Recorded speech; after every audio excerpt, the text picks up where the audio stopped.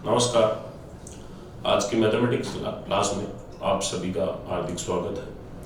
कल अपन mathematics subject के बारे में बात कर रहे थे, जिसमें अपनी साधारण संख्याओं के जो प्रमुख प्रकार है, संख्याओं की गुणवत्ता या संख्या की विशेषता के आधार पर जो 11 प्रकार है, वो प्रकार कंप्लीट होने के बाद अपन ने पढ़ा अब एक अभाज्य या भाज्य संख्या की पहचान के बारे में कि किसी भी कोई भी संख्या जब आप अपने को दे दी जाती है तो उसके भाज्य या अभाज्य होने का कैसे पता लगता है।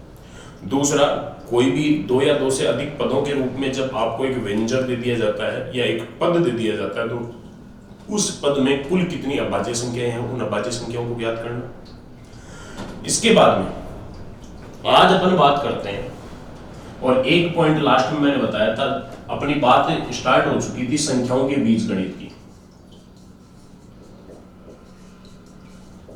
संख्याओं के बीजगणित पढ़ रहे थे या फिर संख्याओं पर बीजगणित संक्रिया के बारे में अपन बात कर रहे थे, जिसमें सबसे पहले संख्याओं के बीजगणित का मतलब होता है जोड़, बाकी, गुणा और भाग। इन चार संक्रियाओं को मिलाकर संख्याओं का बीजगणित या संक्रिया बनाया गया है, जिनमें से संक्रियाओं के लिए गणित में मुख्य मुख्य जो भी नियम बनाए गए हैं वो सारे के सारे नियम जोड़ और गुणन संक्रिया पर लगते हैं। गणित का कोई भी संक्रिया के लिए बनाया गया नियम ना तो कभी व्यवकलन ना कभी भाग पर लागू नहीं होता है। इस पर क्वेश्चन कंपटीशन में कैसा पूछा जाता है वो भी मैं आपको बता चुका हूँ। अब इसमें एक इंपॉर्टेंट पॉइंट हो रहा है, उसके बारे में अपन डिस्कस करते हैं और उसके बाद में बात करेंगे कि गुणा या संख्याओं को जोड़ने के लिए, संख्याओं को गुणा करने के लिए सीधी सीधी ट्रिक्स क्या है, या फिर अपन ऐसा कोई कैलकुलेशन जिसको गुणा करने में या फिर वर्ग करने में या संख्याओं को जोड़ने में टाइम बहुत ज्यादा लगता है। जैसे मान लो कोई दो संख्याएं हैं, दो दो तीन तीन चार चार अंकों की संख्याएं, उनको आपस में गुणा करना है। अगर अपन तरीके से गुणा करें तो उसको गुणा करने में कम से कम 1 मिनट का समय लग रहा है। उसी गुणनफल को अपन सेकंडों में कैसे करें, 2 सेकंड 5 सेकंड में वो गुणनफल अपना कैसे हो जाए, वो कुछ एक तरीके अपन पढ़ेंगे ताकि वो अपने कैलकुलेशन में काम आए, कंपटीशन में पेपर के टाइम पर अपने समय की बचत करें। उसके बाद में अपन इसके क्वेश्चनों के बारे में बातचीत स्टार्ट करेंगे। देखिए, एक छोटा सा पॉइंट और बच गया है। एक शब्द कहा जाता है गणित में तत्समक, और एक शब्द कहा जाता है प्रतिलोम। बहुत ही इंपॉर्टेंट पॉइंट है और इन पर क्वेश्चन एग्जाम में बहुत बार पूछा जा चुका है, इसलिए थोड़ा ध्यान से समझ लें। कोई भी संख्या का तत्समक, संख्या का नहीं, किसी भी संक्रिया के लिए संख्या का तत्समक, किसी भी संक्रिया के लिए संख्या का तत्समक या किसी संक्रिया के लिए संख्या का प्रतिलोम, प्रतिलोम बोल दे या फिर उसका व्युत्क्रम बोल दे। ये दो पॉइंटों के बारे में अपन और डिस्कशन कर लेते हैं, जिसमें देखिए साहब बात वही आ गई जहां पर तत्समक या प्रतिलोम की बात कर रहे हैं, वो भी किसके लिए, संक्रियाओं के लिए। तो एक बात तो मैं पहले ही कह चुका हूं, चाहे कोई सा भी नियम क्यों नहीं हो, चाहे बात अपन तत्समक प्रतिलोम की करें या किसी नियम की करें, ये जो चार संक्रियाएं आपके सामने लिखी गई है, इन चारों में से केवल 2 ही संक्रियाओं पर कोई भी नियम या संक्रिया का रूल लागू होता है, बाकी और भाग संक्रिया पर कोई भी नियम लागू नहीं होता है। वही बात यहां पर आ गई कि चाहे किसी संख्या का तत्समक हो चाहे प्रतिलोम हो, वो तत्समक या प्रतिलोम केवल जोड़ और गुणा के रूप में हो सकता है। किसी भी संख्या का तत्समक या उसका प्रतिलोम ना तो कभी भाग के रूप में होता है और ना ही कभी व्यवकलन या अंतर के रूप में होता है। या तो होगा योग के रूप में और या फिर होगा गुणा के रूप में। तो बात सीधी सीधी आ गई, योग का जो तत्समक होगा वो कहलाएगा योगात्मक तत्समक, या फिर उसका दूसरा नाम अपन कह सकते हैं योज्य तत्समक। योग का जो तत्समक होगा वो कहलाएगा योगात्मक तत्समक या योज्य तत्समक। इसी प्रकार योग का जो प्रतिलोम होगा वो कहलाएगा योगात्मक प्रतिलोम या योज्य व्युत्क्रम। इसी प्रकार गुणा का जो तत्समक है वो कहलाएगा गुणात्मक तत्समक या गुणात्मक प्रतिलोम। अब देखिए साहब, 4 पॉइंट यहां से निकल कर आएंगे। एक तो आएगा योगात्मक तत्समक, एक आएगा योगात्मक प्रतिलोम, एक आएगा गुणात्मक तत्समक, एक आएगा गुणात्मक प्रतिलोम। 1 बाय 1 एक एक के बारे में बात कर लेते हैं। सबसे पहले तो इनकी परिभाषा क्या है वो अपन पढ़ लेते हैं। सबसे पहले मैं बात करता हूं तत्समक की, और तत्समक में भी किसका तत्समक, योग का तत्समक, मतलब योगात्मक तत्समक की मैं बात करता हूं। किसी भी संख्या का योगात्मक तत्समक क्या होता है, उसके लिए एक छोटी सी उसकी परिभाषा बताता हूं, थोड़ा सा ध्यान से सुने। किसी भी संख्या में आप इतना जोड़ें, क्योंकि योगात्मक तत्समक की बात हो रही है तो योग ही करना पड़ेगा। किसी भी संख्या में आप इतना जोड़ें ताकि योग करने के बावजूद भी संख्या के मान में कोई फर्क न पड़े। मतलब किसी भी संख्या में एक ऐसी संख्या जोड़नी है ताकि योग के बावजूद भी मूल संख्या में कोई परिवर्तन न हो, तो जोड़ी गई संख्या सदैव उसका योगात्मक तत्समक कहलाती है, क्योंकि तत्समक वही होता है जो संख्या के मूल मान में परिवर्तन नहीं करता है। जैसे एक संख्या मैंने लिख दी 5, 5 में आपको इतना जोड़ना है ताकि संख्या का मूल मान वापस 5 ही रहे, मतलब इसके मान में कोई फर्क न पड़े। तो यहां पर जो लिखा गया मान है या इसमें जोड़ी गई जो संख्या है वो हमेशा इसका योगात्मक तत्समक कहलाएगी। और आप इतना कहते ही मेरे हिसाब से समझ गए होंगे 5 में कितना जोड़ने पर 5 आता है, 0। तो शून्य क्या है, शून्य एक योगात्मक तत्समक है। जैसे -1 अगर मैं लिखूं तो -1 में भी कितना जोड़ना पड़ेगा, 0 जोड़ेंगे तो ही -1 आएगा। कुल मिलाकर बात यह है, चाहे संख्या धनात्मक हो या ऋणात्मक हो, योगात्मक तत्समक सदैव फिक्स होता है। कौन? शून्य। शून्य सदैव एक योगात्मक तत्समक होता है, मतलब ये फिक्स है। जहां बात योगात्मक तत्समक की आ जाती है वहां पर फिक्स है, योगात्मक तत्समक हमेशा ही कौन होगा? शून्य। मेरे हिसाब से बात समझ में आ गई होगी। दूसरा, गुणात्मक तत्समक। गुणात्मक तत्समक कौन सा होता है? तत्समक शब्द का मतलब होता है जो संख्या के मूल मान में कोई परिवर्तन न करता हो। और संक्रिया कौन सी लगानी है? गुणात्मक, मतलब गुणा करना है। तो कुल मिलाकर बात यह होगी कि किसी भी संख्या को एक ऐसी संख्या से गुणा करना है ताकि गुणा करने के बावजूद भी प्राप्त गुणनफल मूल संख्या के समान हो। मतलब गुणनफल भी वही संख्या प्राप्त हो जाए या संख्या के मूल मान में गुणा के बावजूद भी कोई फर्क नहीं पड़े, तो गुणा की गई संख्या एक गुणात्मक तत्समक कहलाती है। मतलब जैसे संख्या है 6 को किसी ऐसी संख्या से गुणा करना है ताकि इसका गुणनफल वापस क्या है? 6। या फिर संख्या लिख दी 0 को एक ऐसी संख्या से गुणा करना है ताकि वापस क्या है? 0। संख्या लिख दी -4 को एक ऐसी संख्या से गुणा करना है ताकि गुणनफल वापस क्या है?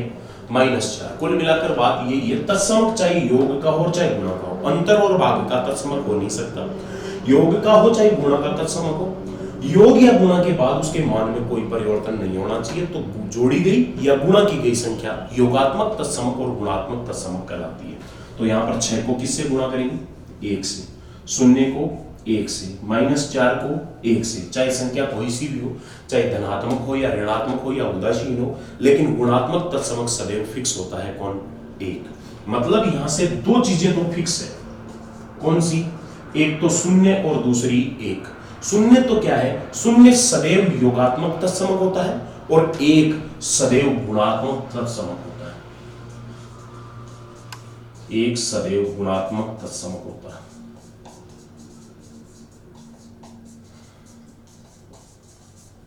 ये लीजिए साहब, ये दोनों बातें अच्छी तरह से क्लियर होगी मेरे हिसाब से, क्योंकि इसमें ज्यादा कुछ सीखने वाला नहीं है और आप नाम से भी समझ सकते हो। अगर भूल भी जाओ तो बनाकर भी देख सकते हो। योगात्मक का मतलब योग और तत्समक का मतलब कोई परिवर्तन नहीं होना चाहिए। मतलब संख्या में जोड़ने के बावजूद भी संख्या के मान में परिवर्तन नहीं आए तो जोड़ी गई संख्या योगात्मक तत्समक, और गुणा करने के बावजूद संख्या के मान में कोई परिवर्तन नहीं आए तो गुणा की गई संख्या गुणात्मक तत्समक कहलाती है। इसी प्रकार यहां से बात करें योगात्मक प्रतिलोम की। देखो तत्समक क्या है, प्रतिलोम क्या है? तत्समक वो होता है जो संख्या के मूल मान में कोई परिवर्तन नहीं करता, मतलब संक्रिया के बाद भी संख्या वैसी की वैसी ही रहती है। और प्रतिलोम वो होता है जो संख्या को जड़ से ही समाप्त कर देता है। एक वो है जो उसके मान में कोई परिवर्तन नहीं करता, जिसका उस संख्या पर कोई प्रभाव नहीं पड़ता, और दूसरा वो है जो उस संख्या को नष्ट नाबूद कर देता है, मतलब उसका नामो निशान नहीं छोड़ता। वो होता है प्रतिलोम या व्युत्क्रम। जैसे एक संख्या, पहले योगात्मक प्रतिलोम की बात करें, योग का जो प्रतिलोम होगा वो योगात्मक प्रतिलोम कहलाएगा। योगात्मक प्रतिलोम की बात करें, जैसे लिखा गया है 5, तो 5 में आपको एक ऐसी संख्या जोड़नी है ताकि इसका नामो निशान खत्म हो जाए, मतलब ये संख्या ही विलुप्त हो जाए। इसका मतलब क्या जाना चाहिए? 0। और देखिए सब, एक बात और मैं आपको बता दूं, जोड़ या बाकी के द्वारा किसी संख्या को विलुप्त करने का मतलब है उसका मान 0 आ जाना, और गुणा या भाग के द्वारा किसी संख्या को विलुप्त करने का मतलब है उसका मान 1 आना। क्योंकि गुणा भाग में संख्या को विलुप्त या संख्या को अगर हटाना है तो उसकी जगह 1 आएगा, और जोड़ बाकी में अगर संख्या हटती है तो उसके स्थान पर 0 आएगा। चलिए तो 5 में इतना जोड़े ताकि इसका मान 0 आ जाए, मतलब ये 5 रहे नहीं तो कितना जोड़ना पड़ेगा, -5। इसी प्रकार 6 लिखा गया है तो कितना जोड़ना पड़ेगा, -6। अगर -8 लिखा गया है तो इसमें कितना जोड़ना पड़ेगा, +8। तो मान क्या आएगा, 0। मतलब अगर उसको आपको जड़ से खत्म करना है तो उसमें हमेशा उसके विपरीत चिन्ह वाली संख्या जोड़ी जाएगी। मतलब 0 और 1 की तरह यहां पर इसका प्रतिलोम सदैव फिक्स नहीं होता है। प्रतिलोम होता वो ही संख्या है, लेकिन चिन्ह उसका पूरक होता है, उसके चिन्ह पर डिपेंड करता है। मतलब अगर कोई संख्या है x है तो उसका योगात्मक प्रतिलोम -x होगा, और अगर संख्या -x है तो उसका योगात्मक प्रतिलोम +x होगा, ताकि इनको आपस में जोड़ने से इसका मान कितना आ जाए, 0 आ जाए।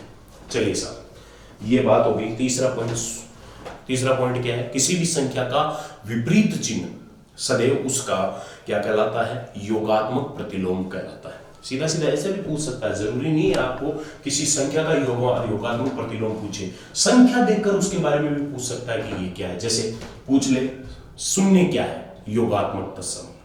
1 क्या है, गुणात्मक तत्सम। किसी संख्या x के लिए योगात्मक प्रतिलोम क्या है, -x। इस प्रकार से सेंटेंस के रूप में भी पूछा जा सकता है। और अगला है गुणात्मक प्रतिलोम।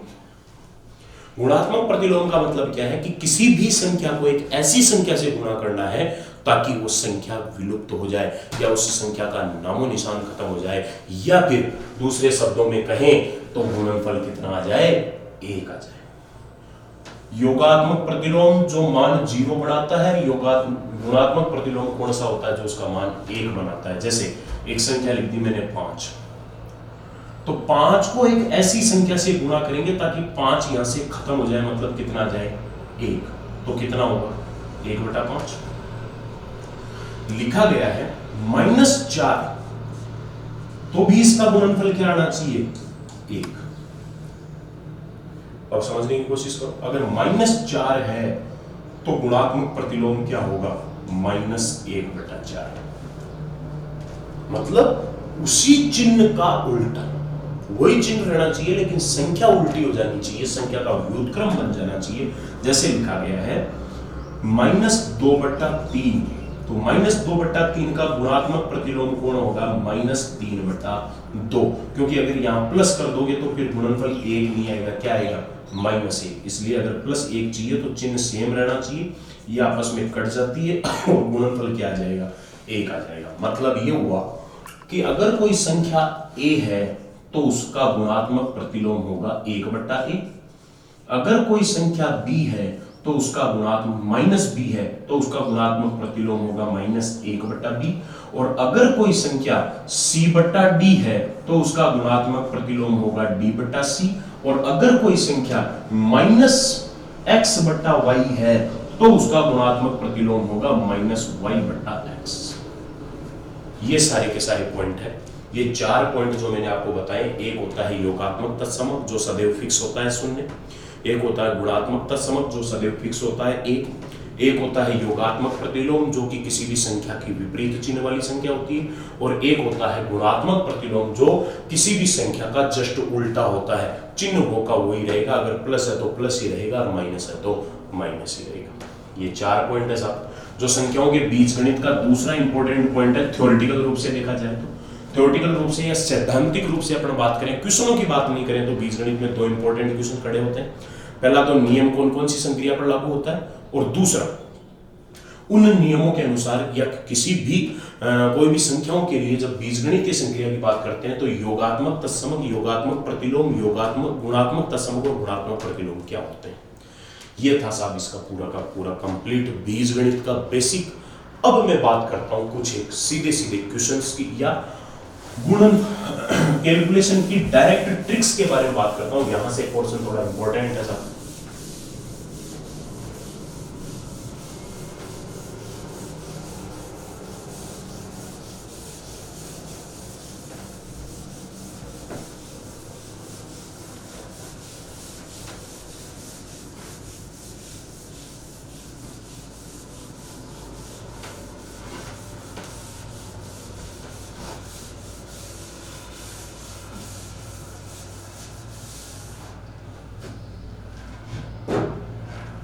चलिए सबसे पहले मैं बात करता हूं गुणा या वर्ग के बारे में, फिर उसके बाद में अपन जोड़ के बारे में बात करेंगे।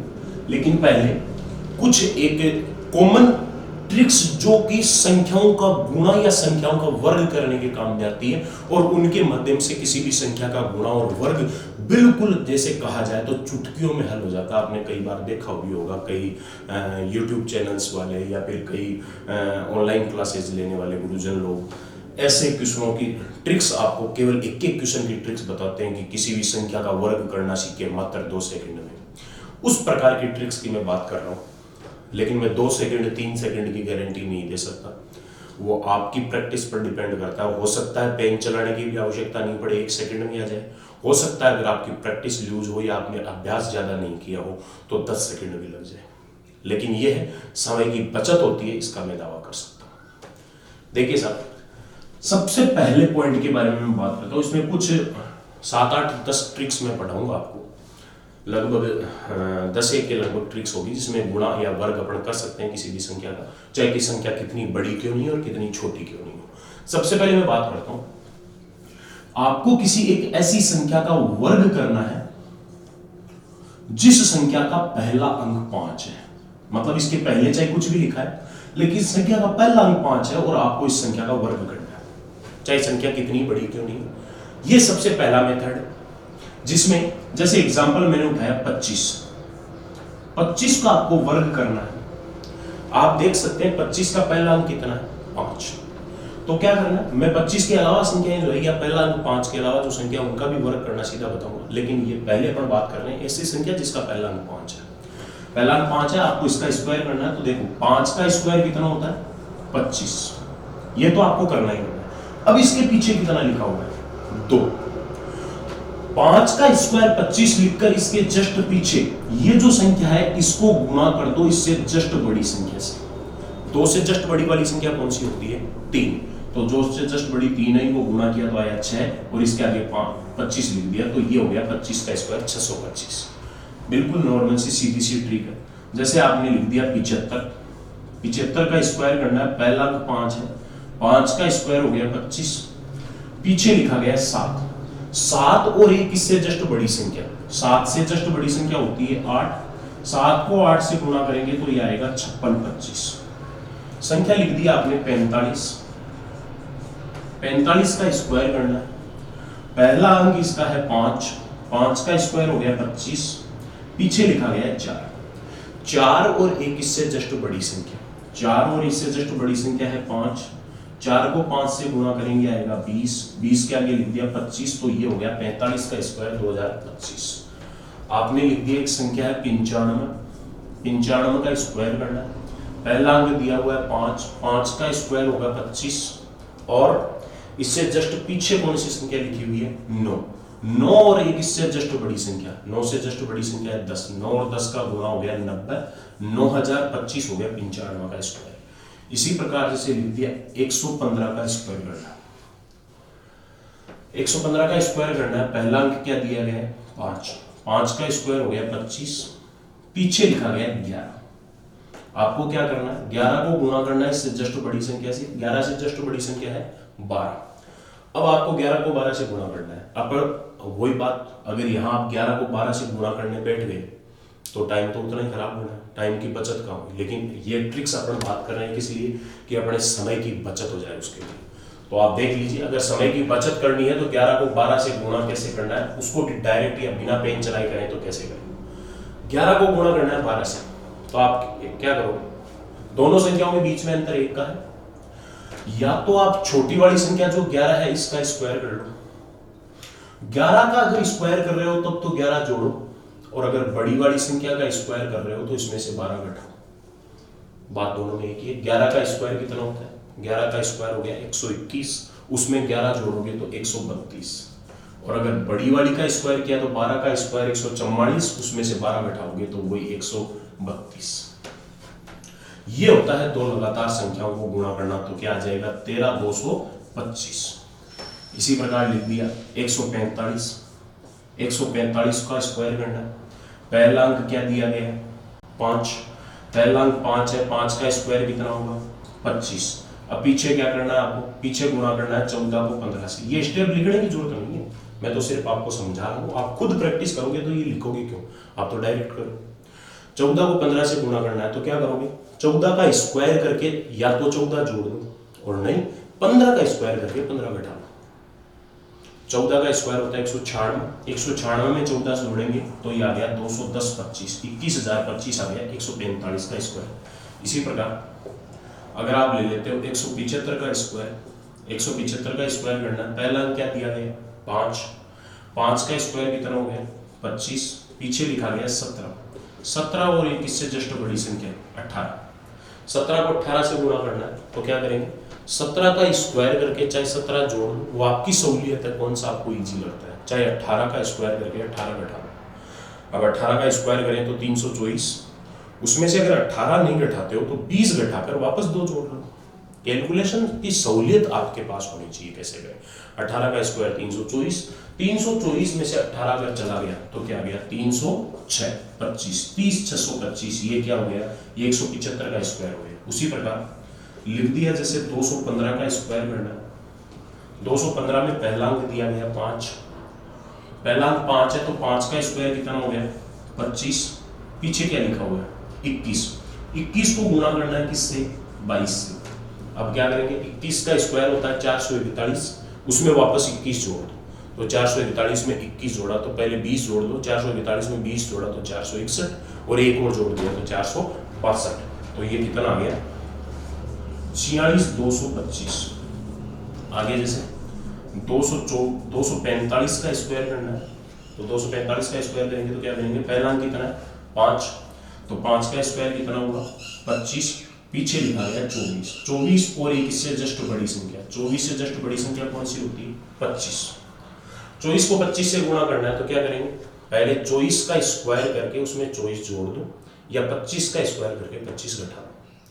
25 का स्क्वायर होता है 625, उसमें से 25 कम करेंगे तो आ जाएगा 600, तो ये आ गया 60,025, किसका स्क्वायर है 245 का। ये कुछ एक 5-7 एग्जाम्पल मैंने आपको बताए, मेरे हिसाब से आपके बात समझ में आ गई होगी, बिल्कुल इजी सा कॉन्सेप्ट है कि किसी भी संख्या का अगर पहला अंक 5 है तो उसका स्क्वायर करना है, कैसे करना है, कैसे करना है, सीधा सीधा 5 का स्क्वायर तो लिखना 25, उससे पहले ये जो संख्या यहाँ पर लिखी गई है ये और इससे जस्ट बड़ी वाली संख्या को गुणा करके इस 25 के पीछे लिखना है, वो दी गई संख्या का स्क्वायर बन जाएगा। और दो लगातार संख्याओं को गुणा करना है तो कैसे करना है, यहाँ पर ये दूसरी कैलकुलेशन की देखो सीधी ट्रिक आ गई। दो लगातार संख्या को गुणा करना है तो कैसे करना है, छोटी वाली संख्या का वर्ग करोगे तब तो वही जोड़ लो, और बड़ी वाली संख्या का वर्ग करोगे तो वही घटा लो। समझ गए। अगर मान लो दो लगातार संख्या नहीं होती, जैसे 12 को 14 से गुणा करना होता तो क्या करते, अब देखो आप 12 को 14 से गुणा करना है तो या तो 12 का स्क्वायर करके, अगर लगातार होता तो 12 ही जोड़ते, लेकिन बीच में अंतर 2 का इसलिए डबल करके जोड़ेंगे। 12 का स्क्वायर 144 और इसमें 12 दूनी 24 जोड़ेंगे, तो 144 में 24 जोड़ दिया तो कितना आया 168। जितना बीच में अंतर होता है उतना गुणा करके उसमें जोड़ना या घटाना है। जैसे आपको गुणा करना है, मान लो 16 को 19 से गुणा करना है तो 16 का स्क्वायर 256 और 16 तिया 48, 256 में 48 जोड़ोगे 304। इस प्रकार से इनकी कैलकुलेशन करनी है। मेरे हिसाब से ये पहला पॉइंट, पहली कैलकुलेशन आपके आराम से समझ में आ गई, इसमें कोई दिक्कत नहीं है। इसी से संबंधित एक दूसरी ट्रिक और है, उसके बारे में बात करते हैं। लेकिन वो दूसरी ट्रिक जो है वो वर्ग की नहीं है, वो दो संख्याओं के गुणा की है, लेकिन इन दोनों में आदमी कंफ्यूज हो जाता है, इसलिए इन दोनों को अलग अलग नहीं पढ़ाकर एक साथ पढ़ा देता हूं ताकि इनमें आगे से कभी कंफ्यूजन ना आए।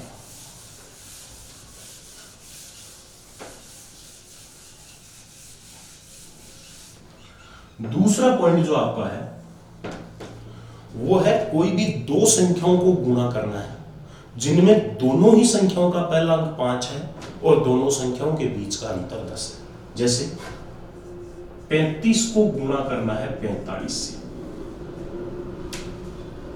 3500 को 45 से गुणा करना है, या 65 को 75 से गुणा करना है, 95 को 105 से गुणा करना है, 125 को 135 से गुणा करना है, 155 को 165 से गुणा करना है, 185 को 195 से गुणा करना है, 235 को 245 से गुणा करना है। इस प्रकार से कुछ एक एग्जांपल मैंने लिख दिए, या फिर 255 को 265 से गुणा करना है। ये आप सारी की सारी संख्या देख सकते हो, और ये सब वही संख्या है जिनकी अपने कैलकुलेशन में सबसे ज्यादा जरूरत पड़ती है। आप देख लेना, अमूमन जितनी बड़ी कैलकुलेशन होगी उतनी ही बड़ी कैलकुलेशन में इन संख्याओं की ज्यादा से ज्यादा जरूरत पड़ेगी। आप देखिए पहला जो लिखा गया इसमें दोनों का पहला अंक 5 है, दोनों संख्याओं के बीच में अंतर 10 का है, या पीछे वाली संख्याएं लगातार है, ये भी कह सकते हैं, पीछे वाली संख्या रेगुलर है।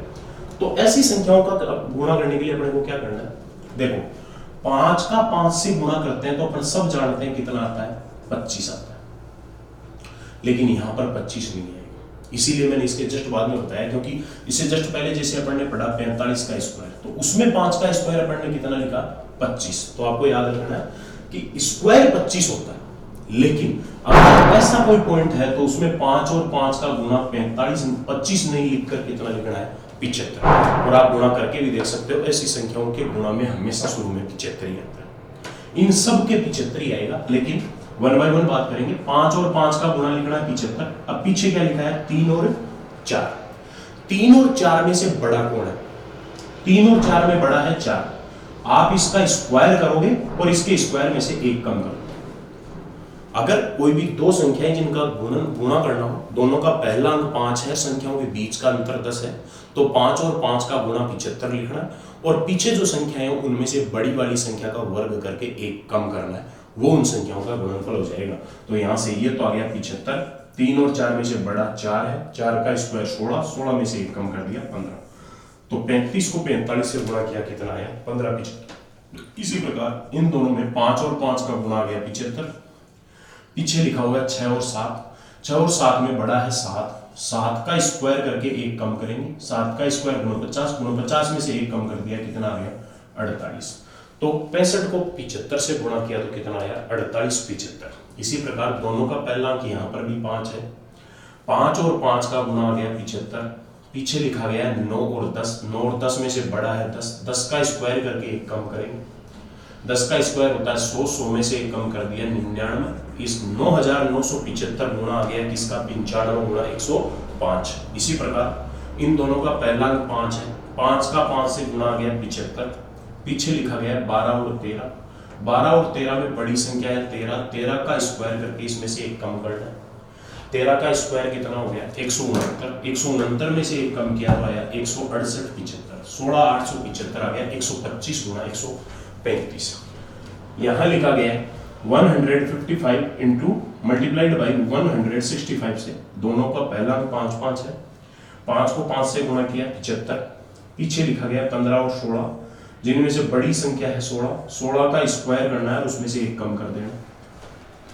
ये सो ट्रिक्स है। और देखो ये जो तरीका मैं बता रहा हूं, ये जो ट्रिक्स मैं बता रहा हूं, ये गणित की एक वैदिक गणित नाम से मैथमेटिक्स होती है, मतलब वैदिक शास्त्र के अनुसार बनाई हुई गणित होती है, उसमें सारे काम शॉर्ट में होता है। तो ये जो तरीके हैं, ये सारे तरीके मैंने वैदिक गणित से उठाए हैं। 16 का स्क्वायर 256, 256 में से एक कम हो गया तो 255 75 हो गया, यहाँ से 25 575। इसी प्रकार इन दोनों का पहला अंक 5 5 है, तो 5 का 5 से गुणा गया 75। पीछे लिखा गया 18 और 19, 18 और 19 में बड़ा कौन है, 19, तो 19 का स्क्वायर करके इसमें से एक कम करना पड़ेगा। 19 का स्क्वायर होता है 361, 361 में से एक कम कर दिया तो आ गया 360 75। देखिए अगर आपको ये कैलकुलेशन सीखनी है, या कैलकुलेशन सीखनी हो या नहीं हो ये तो सेकेंडरी बात है, लेकिन अगर गणित सीखनी है तो उसके लिए दो बातें जो आपकी अंगुलियों पर, आपके टिप्स पर आपको याद होनी चाहिए, उनमें आपको कैलकुलेशन या ज्यादा टाइम खराब नहीं करना। इनमें से एक तो है 1 से लेकर 25 तक के वर्ग, और दूसरा है 1 से लेकर 9 तक की संख्याओं के घन। ये दोनों पॉइंट आपको 25 तो वर्ग और 9 संख्याओं के घन आपको अंगुलियों पर याद होने चाहिए। अगर ये है तो फिर कैलकुलेशन कोई बड़ी बात नहीं है, सेकंडों में आप कर सकते हो, चाहे कितनी बड़ी कैलकुलेशन क्यों। आगे अपन देखते रहेंगे, लेकिन उसके लिए मेरा आपसे निवेदन है ये दोनों पॉइंट आप याद कर लें अगर आपको गणित सीखनी है तो। ये आगे है, यहाँ से दोनों संख्याओं का पहला अंक 5 5 है, तो 5 का 5 से गुणा 75। लेकिन फिर बता देता हूं ये लागू तभी होगा जब संख्याओं के बीच का अंतर 10 हो। अगर अंतर 10 से ज्यादा या कम हो गया तो फिर ये नहीं लगेगा। हाँ जी, 23 और 24 में से बड़ा 24 है, तो 24 का स्क्वायर करके एक कम कर दो। 24 का स्क्वायर हो गया 576, 576 में से एक कम हो गया तो 575, 57 575 आ गया। ये 235 का 245 से गुणा है। इसी प्रकार 255 गुणा 265 में दोनों का पहला अंक 5 5 है, तो 5 का 5 से गुणा आ जाएगा 75। पीछे लिखा गया 25 और एक ये लिखा गया 26। 25 और 26 में से बड़ा कौन है? 26। इसका स्क्वायर किया, इसमें से एक कम कर दिया। 26 का स्क्वायर होता है 676, 676 में से एक कम कर दिया तो 675, ये लीजिए साहब 67 575। ये कुछ एक एग्जांपल देकर मैंने दो संख्याओं का गुणा बता दिया। अभी तक मैंने आपको दो तरीके बताए, जिनमें से पहला किसी ऐसी संख्या का वर्ग करना जिसका पहला अंक 5 है, और दूसरा कोई दो ऐसी संख्याओं को गुणा करना जिनका पहला अंक 5 है, दोनों के बीच का अंतर कितना है? 10। एक एक उदाहरण से दोनों को वापस क्लियर कर देते हैं। जैसे मान लीजिए आपको 135 का स्क्वायर करना है, या फिर आपको 125 को 135 से गुणा करना है। तो कैसे करें? 135 का स्क्वायर में तो 5 का स्क्वायर कितना लिखना है? 25, और यहां पर 5 और 5 का गुणा क्या लिखना है? 75। पीछे लिखा गया 13, इसमें तो क्या करना है? स्क्वायर में तो 13 को 14 से गुणा करना है।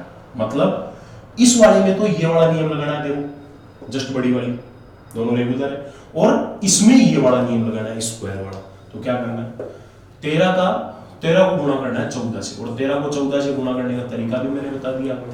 13 का स्क्वायर करके 13 जोड़ दो, या 14 का स्क्वायर करके 14 घटा दो। 13 का स्क्वायर 169 होता है, उसमें 13 जोड़ेंगे तो आ जाएगा 182 25, 18 225 आ गया 135 का स्क्वायर। और यहाँ पर 12 को 13 से गुणा कर 12 गुणा 13 लिखा गया, तो 13 का स्क्वायर करके उसमें से एक कम कर देंगे। 13 का स्क्वायर 169, उसमें से एक कम कर दिया तो 168 75, मतलब 16875। ये कैलकुलेशन की दो ट्रिक्स मैंने आपको अभी तक बताई। इससे पहले मैंने आपको बताया संख्याओं के योग और गुणा के लिए उनके तत्समक और प्रतिलोम क्या होते हैं, पूरा विधिवत तरीके से बता दिया। 3 पॉइंट मैंने आज की क्लास में आपको बताए। आशा करता हूँ तीनों पॉइंट आपके समझ में आए होंगे। अभी कैलकुलेशन की और भी ट्रिक्स अपने को पढ़नी है, लेकिन एक ही क्लास में बहुत ज़्यादा ट्रिक्स पढ़ लें तो सारी मिक्स हो जाती है, क्योंकि ये है ही ऐसे पॉइंट। पहली बात तो बिल्कुल नए सुने हुए नहीं है, और दूसरी बात ये आपकी खुद की प्रैक्टिस भी मांगते हैं। अकेली क्लास से कुछ नहीं होता। 10-20 एग्जाम्पल आप अपनी खुद की तरफ से लिख के आधे घंटे का टाइम खराब करें। आज मेरे हिसाब से तो खराब नहीं होगा, वो आपके लिए यूजफुल है, लेकिन फिर भी आधे घंटे का टाइम निकालकर आप खुद अपनी रफ कॉपी लेकर उसमें 10-20 एग्जाम्पल लिखे, इनको करने की प्रैक्टिस करें, ताकि आगे के लिए ये हमेशा आपके माइंड में स्टेबल हो जाए। मतलब दोबारा आपको कभी पढ़ने की आवश्यकता नहीं पड़े। आज के लिए इतना ही। धन्यवाद। जय हिंद, जय भारत।